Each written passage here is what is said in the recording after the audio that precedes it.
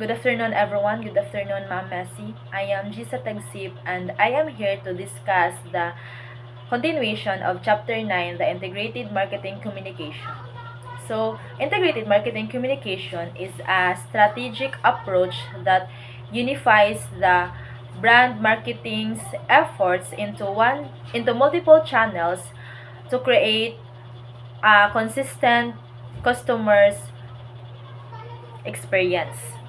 So, let us first discuss the types of social media. Social media are interactive technologies that facilitate the creation, sharing, and aggregation of content among virtual communities and networks. So, we are all familiar about social media because we are user of this platform. It is where we can communicate, can generate income, can form a relationship on strangers or anything by the means of using this platform. So let us first discuss the types of social media. So first is social networking, are websites, apps that allows users and organizations to connect, communicate, share information, and form relationships. So, kaning social networks kay apps or website ni siya nga naghatag og liberation or rights sa mga users nga mo communicate, mo form og relationship and makipag-socialize sa laing tao through virtual world. Ang example ani is ang Facebook, YouTube, TikTok, and everything maka-connect siya virtually sa mga tao around the globe. Second is visual social networks. From the word visual, it is all about photos. So kaning platform or website is gaalaw sa user nga mag-post sa ilang Facebook o sa ilang photos through the means of this platform. Na best example aning visual social network ay Facebook, Instagram, and Pinterest. Third is web blogs, a type of regularly updated websites that provide insight into a certain topic. It is from the word web and log. So, ang gani siya is kanang usa na siya ka site or website nga pwede ka makapost og mga opinion nimo about that certain topic. Ang best example ani is ang katong LinkedIn, Tumblr, then WordPress. Fourth kay ang microblogs. From the word micro means small or short. So kani siya is a short and concise post about something. So mo na siya og status nimo ni. Example ani nga platform is Facebook, Google+, LinkedIn ug MySpace. Fifth kay ang content community. So we all know nga a content community or famous nga content community sa ato ang era karon is ang YouTube ug ang TikTok, where ang mga content creators mag-collab sila or maghimo silang video that engaging about their personal views, passion, and experiences or influences sa ilahang mga kinabuhi na sila yung mga subscribers and followers. Example ato ay again is ang TikTok ug ang YouTube. 6 kay ang wikis. Allow a community of people to add and revise content in community-based database, enables users to store, create, and modify content in an organized manner. So for example, ani nga website is ang Wikipedia, where as a user maka-edit ta sa ug unsa man gani ang ilahang suwat or post nga information about something. So dili ni siya ang Wikipedia is dili ta makaingon nga kanang maka-relate as information nga ilang gihatag kay wala tay sure if it is from valid source or just from a user nga nagkabuang og gamit or giganahan ra nga mag-edit ato dapita. So 7th kay ang podcast, are audio and video files obtainable with subscription services. The term podcast is a buzzword from broadcast and pad as iPad, since podcasts are often listened to on portable media players. So, ang podcast ang podcast is paminaw nini mo siya kasagaran kay sa YouTube ug sa Spotify. Wherein kani nga virtual platform kay maka-lesson ka o maka-watch pud ka sa mga person. Mura siya talk show where ang mga tao or ang tagiya nga podcast channel kay maghatag og motivation, life quotes and inspiration or bisan unsa nga mga istorya basta kay more on mag-istorya ra na sila with subscription. Number 8 kay mga other types of social media. First kay ang Yelp, rating and review site. So ang kaning Yelp kay example ni siya sa rating and review site it is a crowdsourced local business review and social networking site. Yelp users can submit a review of their products or services using 1 to 5 stars rating scale. So ang kaning Yelp is naghatag ni siya katungod sa mga users or ang users calibrated ra nga mohatag sa ilahang ratings adto sa product nga ilahang na purchase online o maron makita pud sa mga makita sa company ug unsa gani ang feedback nga ilang madawat gikan sa ilahang customer. Ang second kay Dig, a social marking or social tagging features is a social network and news aggregating site. Users submit stories for promotion and they are subsequently either voted or against. So, ang kaning Dig is mag-allow ni siya sa users nga mag-allow ni siya sa users nga mag-post sa ilahang promotional video nga.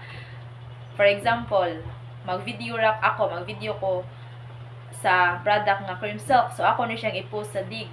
Nga, botuhan ni siya sa mga users adto if pasok ba siya sa standard sa cream silk company or pwede na ba siyang ma-advertise sa TV. If yes, then ako na ko chance nga makadawat og compensation or price gikan sa kana nga company by the use of Dig.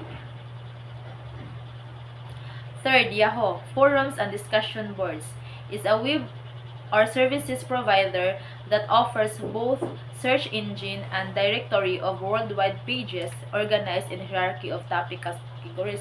So, ang kaning Yahoo is mura na siya open forum forums nga boards where kanang nay mga certain topic adto nga pag-discussan sa mga users. For example, unsay mas mahal man ang bugas nga mag-import pa man taog ka ng bugas nga ang Philippines is known for its agricultural land man. Moto ato na sila mag-discuss sa Yahoo.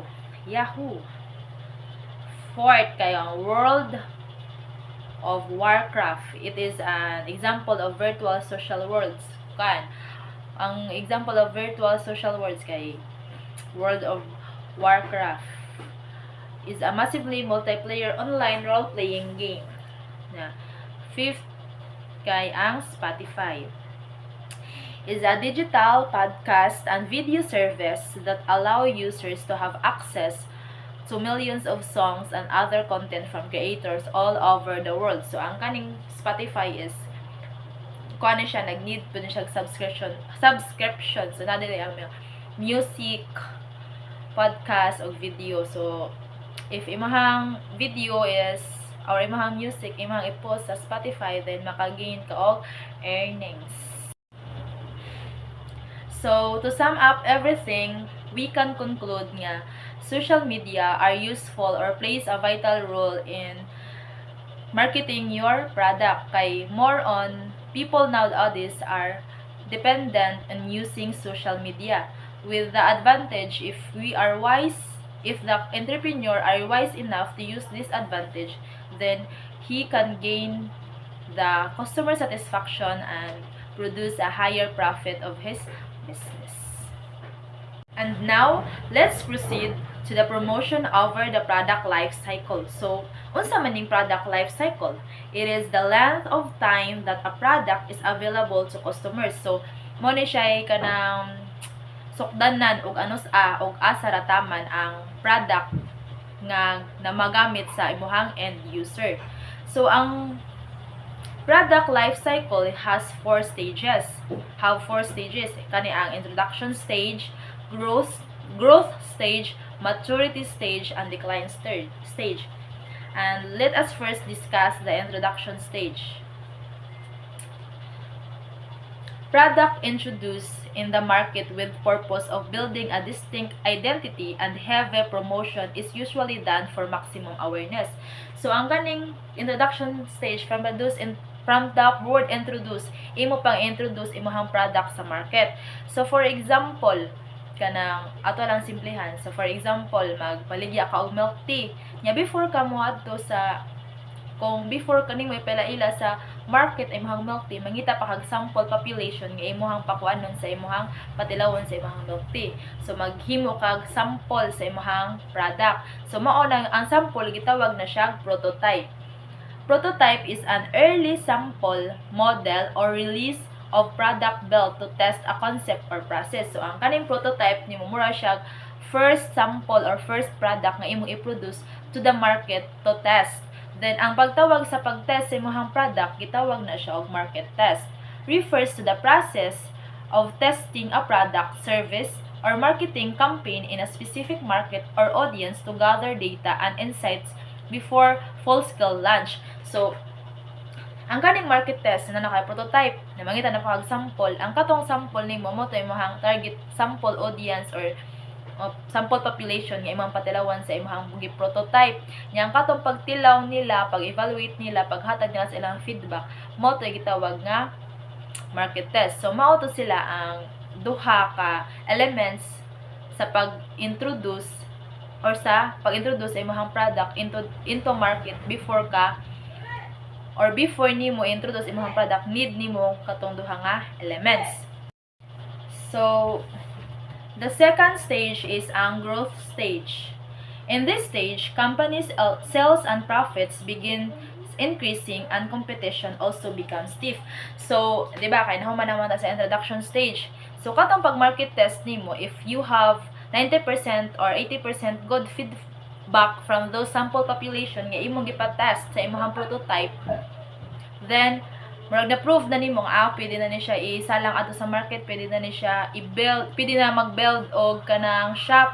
Then mo to nagpa-opening na kasi imong shop na nahuman na siya na mo to na di imong brand sa kaning growth stage, imong brand is or imong shop is known na siya sa public. So pag known sa public ang imong sales ug ang profits ning saka siya mo nay growth from the word growth ning saka ning pataas.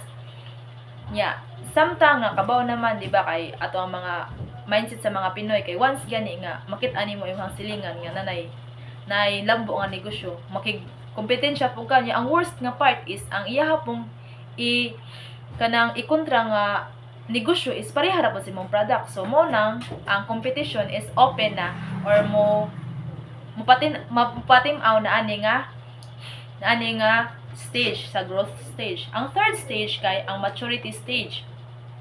At this stage, brand awareness is tough, so sale remains to grow but at decreasing rate compared to the past. So maturity stage. So mura di ba kay kasagaran po nato kay mga Pilipino, mga trendsetter, if unsay bag-o adto kita hala dayon time bisan wata kahibaw sa ilahang wata kahibaw og unsa man gani ayahang presyo or unsa may lasa ana nga pagkaon or unsa may quality ana nga butang, as long as bag-o siya sa tamparanaw, murag mutilaw ta og bag-o. So nagkadugay nagkaanam na og luma ang name nimo na naka sa maturity stage, imuhang sales is mag-remain constant siya pero dili pareha sa una nga magpaspas, constant ra siya, but the way or the process or ang iyahang growth is hinay because na naka sa maturity stage, nanay new product nga gi-launch, nanay new shop nga sa imuhang kilid nga higkompetensya nga mas barato, mas lami kunuhay or unsa man gani ilahang quality nga gipul-an na ang ubang tawo sa imuhang product. So mao na ang maturity stage. Ang fourth stage, so ang fourth stage kay ang decline stage. At this stage, market becomes flooded, so sales declines. It may also be due to technological obsolescence or customer taste has been changed. So pag decline stage, from the word decline, mura nag imuhang product is neglected na sa public, mura mag gikapuyan na sila or gipulan na sila sa imuhang product kay due to kanang naniguwang naka or naniguwang na imuhang product din na mga batan-on nga product ang new release. So diba, as I've said earlier nga, is unsay bag-o mo ginato ang grab as a customer. So if maluma na ka, dili na kaato niya kay gipulan na makaato nga product. So diri nga decline stage o diri nga stage mo na ma-feel ay imuhang sales kay mo mubo ang imuhang mga loyal customers sa una is mga wagtang kay mobalhin sa Pikas due to basin ang Pikas kay mas aesthetic ilahang shop. Ang Pikas is mas barato ang ilahang baligya or mas lami ang ilahang milk tea or ilahang product. Then at declining stage, company has 3 options. So naay 3 options ang company. It's either maintain the product, harvest the product, discontinue the product. So kung maatag maintain the product, despite sa mga nahitabo sa ilahang sales, ila gihapon ipadayon ang ilahang product. I-maintain ra na nila, dili nila pasagdan. Ang second is ang harvest the product. So murag imo na lang tiwason ug unsa may nahabilin nga stock or ingredients nga naa sa imuhang shop or sa imuhang market, imo na lang tiwason kay masayang mansad hangtod if mahurot na mo to mawala na, dili na ka, or discontinue the product mo nang if makita gid mo nga daghan na namilit sa Pikas, wala na sales na ko, imo discontinue gid, imo nang dayon-dayon og discontinue or imo nang imuhan nang ikuan imahang shop, imuhan nang close imahang shop or imahang company is mawala na mo ni ang decline stage. So there is an illustration provided. So nakita nimo nga sa introduction stage ang iyang sales taas pa kaayo, yang informative advertising taas pa, then ang iyang awareness sa mga tao sa mga kuan taas pa kaayo, then pag abot sa growth ang persuasive advertising na kuan na murag persuasive advertising sa introduction stage, uy na lami kayo adto silang kuan. So murag ang kato mga customer nimo, mga customer, first time customer nga nahibaw-an nga lami imuha mo to. Pag ari sa growth stage, sila na mismo ang nang persuade sa mga laing customer para mopalit ato imuha nga product. Then mo to sa growth stage na build ang brand loyalty nya. As time goes by, na matured na imuhang product, ang mga iyahang price o ang promotion kay ning change man sad kay due to kanang mga taas pud nga expenses. Then mao to taas ang expenses pero gamay ra ang namalit kay daghan kayo og mga competition na lagi sa Pikas. Then mao to nagaanam-anam og kagamay yahang sales. So mao to ang 4 stages or explanation sa 4 stages of product life cycle. So in summary, makuha na to nga as a business owner, dili lang gid ka mag-focus in one product or dili ra pwede plan A ra ang imuhang plano nga naa basta musud ka sa business industry. You must have A to Z, plan A to Z kay dili man gid nimo ma-hold or dili man nimo mapungan ang mga tawo nga muhawa gid sa imuhang or dili na mo hatag og loyalty sa imuhang product or sa imuhang company kay lahi every person, every year or every day or every unsa ba diha ang dili gid na constant ang ilahang perspective sa life, perspective sa quality sa product nga gipalit sa lasa, dili gid na. So as a business owner, we must have a plan A to Z in order for us to remain successful or remain at the straight line bisan unsa pa man nga product ang imuhang i-promote, because every product has an ending. So na siya limitations. Mao to siya ang product life cycle. So let us proceed to the setting the promotional budget. So unsa man ang promotional budget?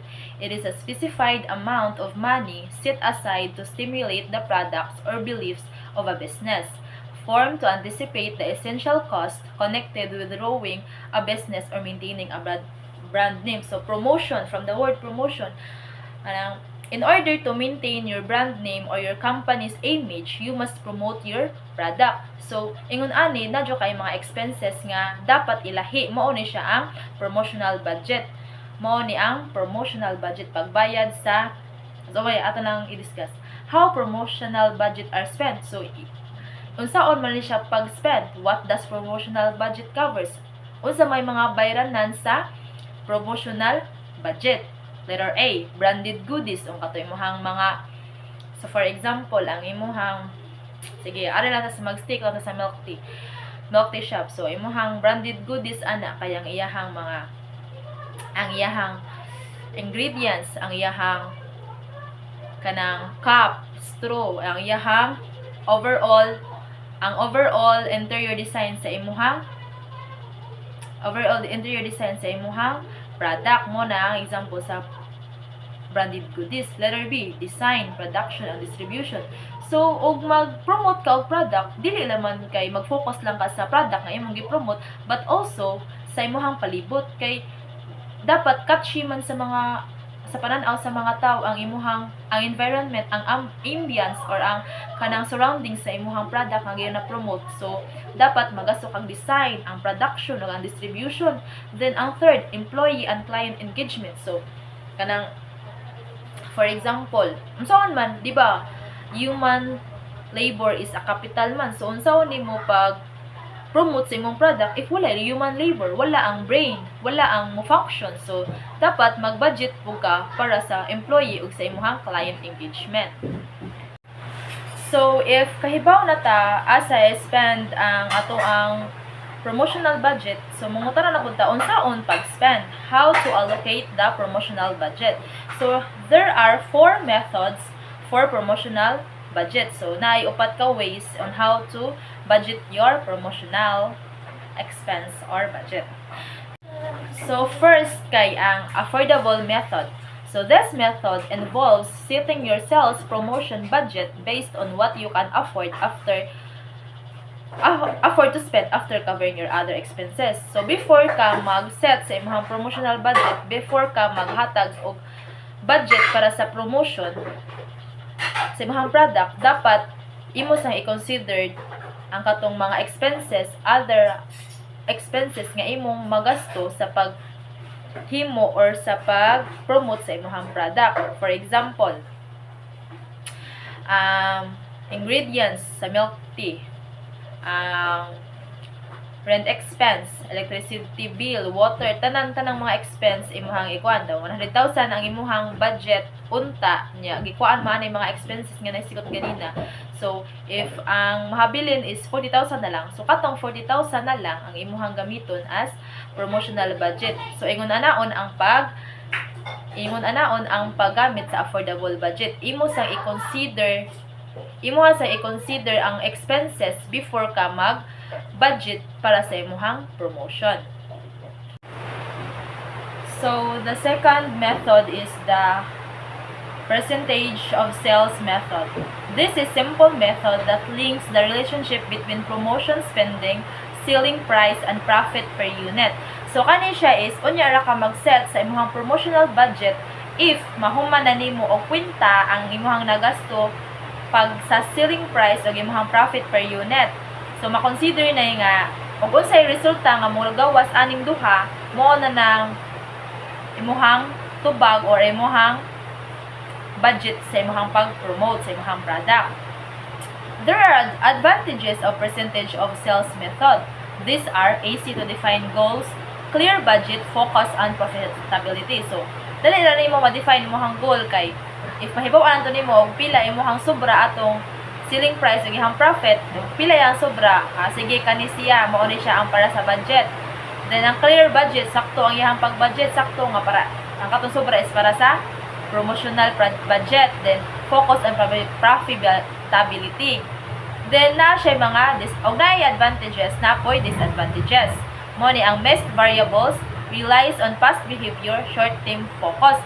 So mo na tag relies on past behavior kay ug unsay resulta sa og pila gani ang mahabilin sa katong pag-minus, maora pod ang imuhang pag-promote, imuhang gamiton sa imuhang promotional budget. So ug wala ta nga gamay ra og mahabilin, then gamay ra pod ang promotional budget nga para i-allocate para sa imuhang pag-advertise sa imuhang product.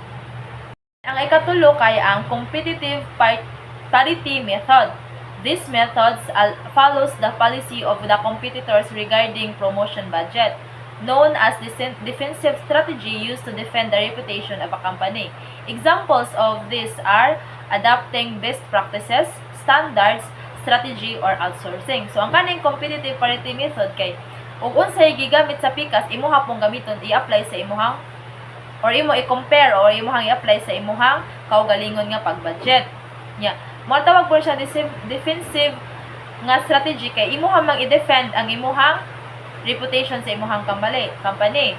So, example kay mo adapt ka best nga practices. So, mangita kag sa daghan kag mga company ha competition, mangita kag unsa asa ka company ang mas effective ang ilahang pag-budget sa ilahang promotional.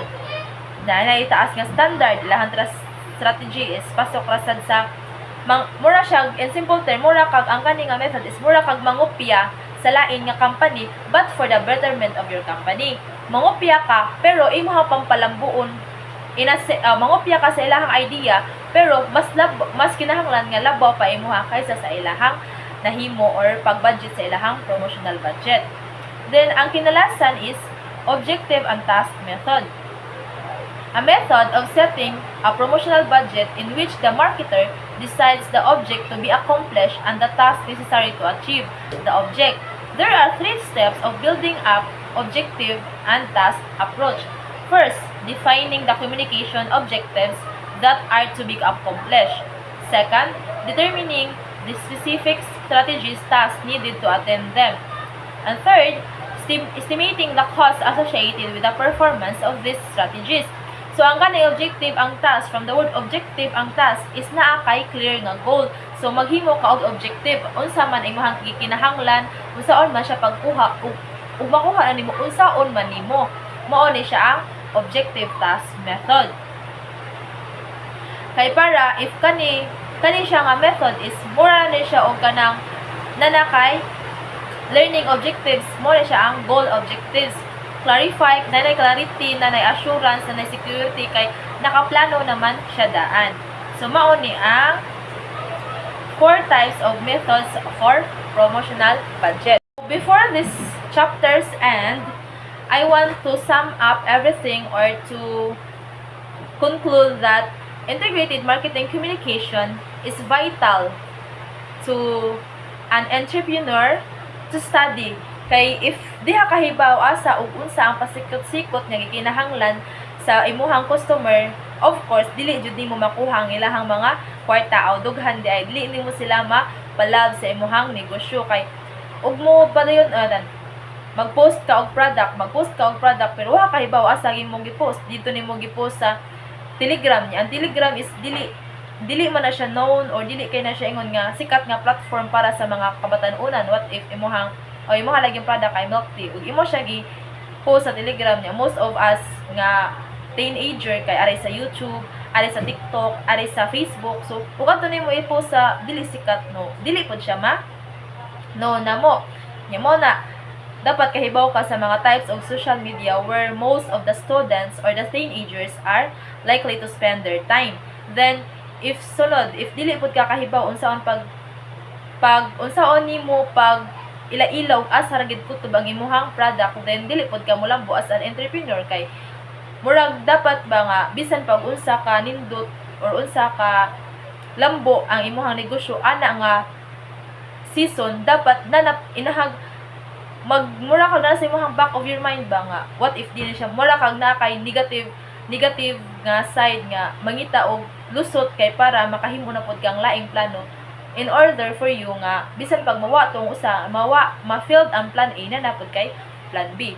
Then sa promotional budget, so dapat as I've said earlier, dapat kahibaw ka mo budget sa imong budget for promotional. Kay sa ingon ani ug imong tagaan og low quality nga promotion ng imuhang product, then dili jud na catchy sa eye sa mga customers. Kay kay bawra ba ka karon kay dili aesthetic, dili pud sila. If dili siya clean, dili pud sila. High standard ang mga customers. So dapat as an entrepreneur, taas po taong standard sa ato ang mga product. So this is the